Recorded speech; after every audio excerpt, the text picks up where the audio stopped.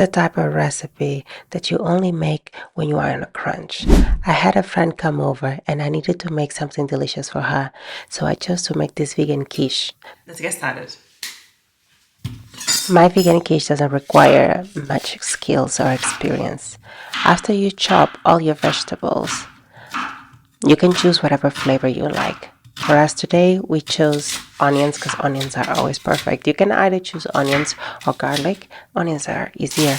Then we also have some chopped shiitake mushrooms, and I found this delicious vegan salami. I've already shown you a recipe with it. We buy always the same thing. Once I find something I like, I stick with it. And this vegan salami is just delicious. It's perfectly well cooked. Then you need your source of protein. You know that the normal quiche has eggs and whatnot, so we need to replicate that with tofu. So you will have to blend your tofu because you want the creaminess of the tofu to solidify the quiche overall. So blend it up. Once your tofu is blended, we're gonna transfer everything to a bowl, and this is the time that this recipe is quite crucial because for now you could just opt for whatever flavoring you like. But in order for my quiche to actually be solid and have the look like a normal cheesecake, you will have to follow the next instructions. Add your cream of choice. You will need 500 grams.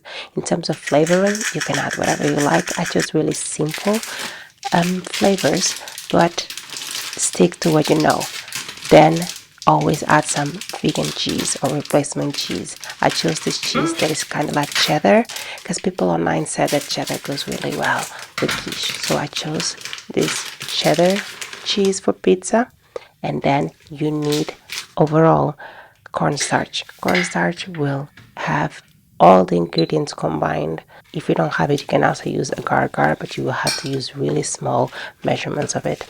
And then at the end, use some vegetable bouillon. Salt. I forgot.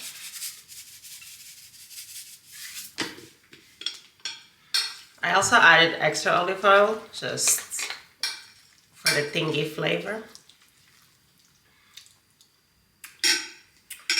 Perfect. I suppose if you are on your Naris meat era, you can also make your own puff pastry.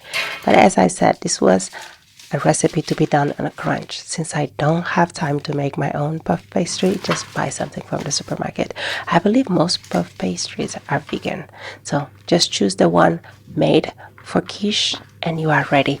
You might need to use a fork to release some air and make sure that your quiche is surrounded by the shape. Transfer the batter to the puff pastry and then you are ready to bake. Follow the instructions of your puff pastry. Mine said to bake everything on a preheated oven at 180 degrees for 25 minutes, and that's what I did. Making vegan replacements does not have to be difficult. You just need to follow certain instructions that are a deal breaker at the point of cooking. But overall, in terms of flavoring, in terms of the ingredients, you can choose whatever you want. For today, I chose to add Oatly cream instead of soy cream just because my friend was expecting and she's been mindful of the amount of soy she consumes. But that's it, and this was so easy, so delicious, a staple.